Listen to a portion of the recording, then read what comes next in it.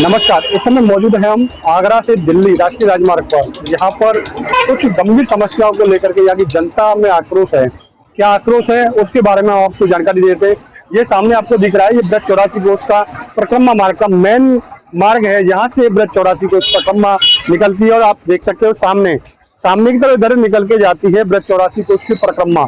यहाँ पर जो परिक्रमार्थियों को काफी परेशानी का सामना करना पड़ता है, परंतु यहाँ पर एनएचआई की वजह से, एनएचआई के जो अधिकारी है या उनके इंजीनियर है, उनकी वजह से बहुत ही बड़ी समस्या को यहाँ की क्षेत्र की जनता ने के लिए बहुत ज्यादा परेशान कर दिया है। क्योंकि यहाँ पर एक पुलिया टाइप के लिए उनकी काफी लंबे समय से मांग चल रही थी, परंतु ये देख रहे हो सीधा सीधा आपको दिखा देता हूँ चैनल के माध्यम से। सामने पे पुल बन रहा है जो दिल्ली से आगरा की तरफ जा रहा है और आगरा की तरफ इधर भी जा रहा है।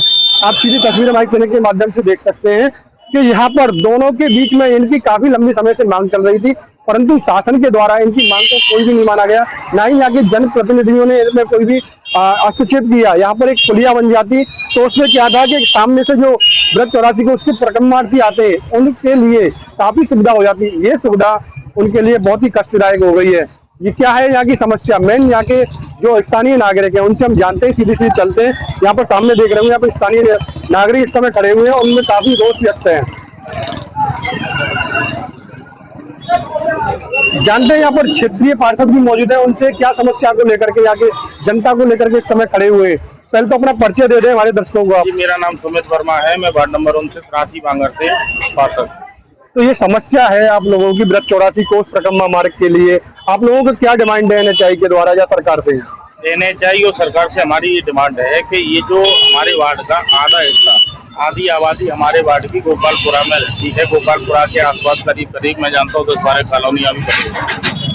दिक्कत ये आती है कि बच्चों को स्कूल छोड़ने में, और उसमें भी सबसे महत्वपूर्ण ब्रज 84 कोष परिक्रमा ये मार्ग है। पिछली बार हुई जब परिक्रमा चली थी तो ये लगा लो कि बैरिकेडिंग करके स्थानीय लोगों की मदद से यात्रियों को सुविधा प्रदान की गई थी। सरकार की तरफ से कोई नहीं, 1 किलोमीटर घूम के ब्रज 84 कोष की परिक्रमा गई थी, जिसमें यात्रियों को रॉन्ग साइड जाना पड़ा था, जिसकी वजह से 2-3 यात्रियों को चोटें भी आई थी। और जान माल का तो नुकसान रहता ही है, जब रॉन्ग साइड आप जाओगे तो वाहनों का सामना भी करना पड़ता है। और पूरे वार्ड के अंदर एक ही हमारे यहाँ सामुदायिक अस्पताल है जो कि हाईवे के दूसरी तरफ है, और वहाँ जाने के लिए रोजाना लोगों को, मरीजों को इतनी दिक्कत का सामना करना पड़ता है कि रॉन्ग साइड जाते हैं वो, और एक तो शरीर का इलाज कराने जा रहे हैं, उसमें भी जोखिम लेके जा रहे हैं।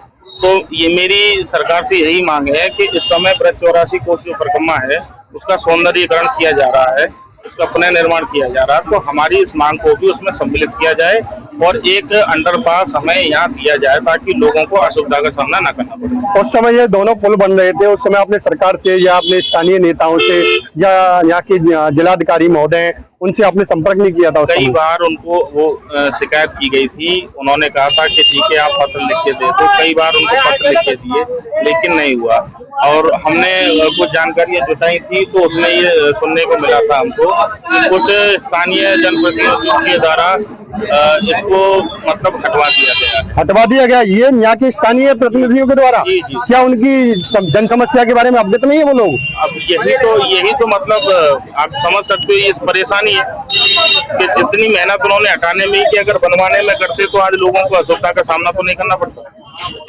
देखा कि यहाँ पर जाके स्थानीय पार्षद है उनके द्वारा कहा गया है कि यहाँ के जो स्थानीय जो प्रतिनिधि थे उन्हीं के द्वारा इनको जो पुल बनने की प्रक्रिया थी, एक पुलिया बनती उसको भी हटवा दिया गया था। इनका सीधा यहाँ के स्थानीय जो भी प्रतिनिधि रहेंगे उनके ऊपर सीधा आरोप लगाया गया। जानते हैं क्या नाम है, अपना परिचय दे दो आप। मेरा नाम संजय धनगर प्रधान है और मैं जिलाध्यक्ष प्रधानमंत्री आत्म अभियान सक्षम भाजपा। तो मेरे यहाँ कार्यालय है और मैं जैसे पार्षद जी ने बोला उन सभी बातों से मैं पूर्ण रूप से सहमत हूँ। और मैं ये जो जनमानस की समस्या है, ये इतनी विकट समस्या है पत्रकार महोदय कि मैं बता नहीं सकता। अभी सुबह का टाइम है तो आप ये हालात देख रहे हो जाम के। अगर यहाँ पे 4 बजे के बाद आ जाओगे तो इधर बाग पुलिस चौकी से लेकर टाउनशिप के गेट तक यहाँ पे 2-4 एक्सीडेंट, 2-4 घायल और कम से कम 2-2 घंटों का जाम लगता है। और इस सामाजिक कार्य को किसी जनप्रतिनिधि ने, पार्षद जी तो आए हमारे बीच में और बीच में हमको बताते रहे, तो बड़े जनप्रतिनिधियों की बात कर रहे हैं, हमने मेयर तक, विधायक तक तो पहले पत्राचार के माध्यम से संपर्क किया था, लेकिन किसी ने हमारी बात को नहीं किया। लेकिन जब ये कार्य हुआ था तो इन दोनों फ्लाईओवर जो बने हुए हैं, एक एनएचआई ने बनाया, एक मटर रिफाइनरी बनाया, तो बीचों का जो कम्युनिकेशन गैप जो रहा है वो दोनों ने एजेंसी अलग रही है बनाने की। तो यहाँ के बासिंदों ने उस समय विरोध किया था कि ये मेन मार्ग है, 84 परिक्रमा मार्ग है, लेकिन उन्होंने हमें उस समय समझा दिया कि यहाँ पे फुटब्रिज बना देंगे, तो हम एग्री भी हो गए। लेकिन फुटब्रिज बन के आ गया, रिकॉर्ड में आ गया, हमने बता दिया। उस फुटब्रिज की जब नाप तोल जब उसका वो हुई एस्टीमेट वगैरह बने, तो यहाँ के कुछ लोगों ने अपने स्वार्थ की वजह से उसको बोल दिया कि यहाँ पे फुटब्रिज की आवश्यकता नहीं है। तो हमने आरटीआई से इसकी जानकारी मांगी जब भारत सरकार से, तो उन्होंने बोला कि ये फुटब्रिज यहाँ के बासिंदों ने मना कर दिया, इसको यहाँ से हटा दिया है, तो इसको हम कहीं अदर जगह ले जा रहे हैं। अब आम जनता, मजदूर लोग हैं, इनके पास वो संसाधन नहीं है जो 2 वक्त की अपने बच्चों का पालन करें या इन जन समस्या के लिए जिलाधिकारी महोदय, विधायक महोदय या सांसद महोदय। अभी हाल में ही 2 दिन पहले हमारी सांसद महोदय हेमा मालिनी जी ने फिर दोबारा 84 को सौंदर्यीकरण मार्ग को एक बार पुनः सुझाव मांगे हैं। उनके मद्देनजर रखते हुए हमने यहाँ के पार्षद जी को अवगत कराया, यहाँ की जनता को अवगत कराया। तो अब यहाँ पे हमें अंडरपास पुलिया की मांग पुनः रख रहे हैं। ज्यादा नहीं, हमें 10x10 की पुलिया मिल जाए, क्योंकि NH हाईवे के दोनों साइड में ये वार्ड नंबर 29 का ही हिस्सा है। जब बीच में NH2 आ रहा है, तो हमें जनता की आम जन समस्याओं को ध्यान में रखते हुए करना होगा। एक साइड में हमारी बैंक है, पोस्ट ऑफिस है, स्वास्थ्य केंद्र है, ठीक है ना, और दैनिक दिनचर्या की जो है वो मार्केट है। एक साइड में हमारा सरकारी स्कूल है, राशन की दुकानें हैं, आंगनबाड़ी केंद्र है, जच्चा बच्चा केंद्र है। तो एक ही बड़ी जनता है। तो अब ये बताइए, इमरजेंसी में या तो जनता आधा किलोमीटर बाईपास चौराहे पे जाए या आधा किलोमीटर टाउन गेट चौराहे पे जाए।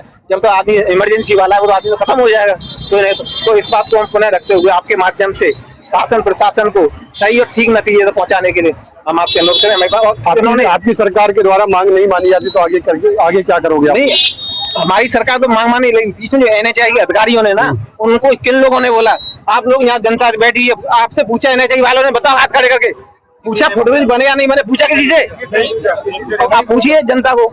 लेकिन कुछ जनप्रतिनिधियों ने अपने स्वास्थ्य के लिए अपने ऊपर स्तर पर लेटर पैड लगा के मना कर, यहाँ फुटब्रिज की आवश्यकता नहीं है। सरकार की मंशा गलत नहीं है, सरकार तो आज भी कर रही है। मंशा गलत होती तो आज भी सुझाव के लिए क्यों वो करती, तो उन्होंने सुझाव पुनः मांगा है। देखा कि यहाँ के जो पार्षद हैं, जो स्थानीय निवासी हैं, उनके द्वारा सीधा यहाँ के स्थानीय जो जनप्रतिनिधि हैं उनके ऊपर आरोप लगाया जा रहा है, और भी स्थानीय लोग हैं उनसे भी जानते हैं क्या समस्या आती है आपको यहाँ पर? समस्या यहाँ पे ये है कि यह मार्ग जो है ये पहले चालू था, ये बैरिकेड हुआ, उसके बाद बंद हो गया। इसमें बंद हुआ था, उससे पहले जो NHI का ये काम चल रहा था, जो फ्लाईओवर बन रहा था, एक हमारा टाउनशिप का फ्लाईओवर बन चुका है, जो बैराज के लिए आता है, मथुरा के लिए आता है। ये दूसरा तो फ्लाईओवर बना लिया IOCL ने अपनी सामर्थ्य अनुसार, लेकिन इस क्षेत्र का विकास, ये सबका साथ सबका विकास कहाँ रहा? ये क्षेत्र बिल्कुल पिछड़ा हो चुका है, वो विकास से काट दिया गया है। विकास से काट दिया गया है। यहाँ के क्षेत्र के जो यहाँ के निवासी हैं उनके द्वारा बताया जा रहा है। क्या नाम है भैया आपका? मेरा नाम संजय है, मैं गोपालपुरा का निवासी हूँ। क्या समस्या आ रही है आपको इधर से दोनों तरफ आने में? जैसे कि हमारे पार्षद जी ने बताया और हमारे प्रधान जी ने बताया कि डेली दिनचर्या की बहुत सारी जरूरतें हैं जो इधर से उधर जानी पड़ती हैं और उधर से इधर आनी पड़ती है। इसमें देखिए दुर्घटना का तो खतरा है ही है, जैसे कि आप देख रहे हैं यहाँ पे कि किसी की जान हानि हो सकती है।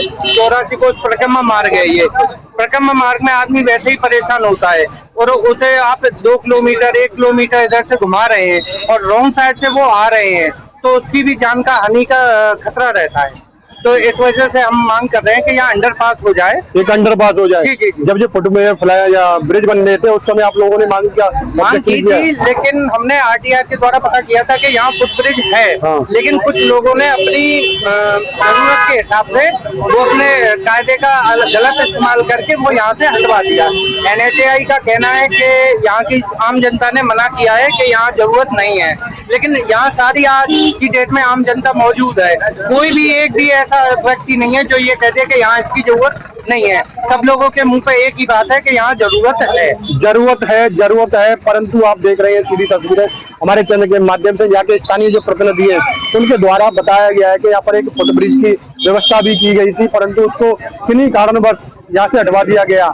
वो किसी का स्वार्थ हो सकता है, कुछ भी हो सकता है, परंतु 84 कोस परिक्रमा मार्ग के लिए या पुनर्निर्माण के लिए जो यात्रा निकलती है उसके लिए यहाँ पर पुलिया की मांग चल रही है यहाँ के स्थानीय निवासियों के द्वारा।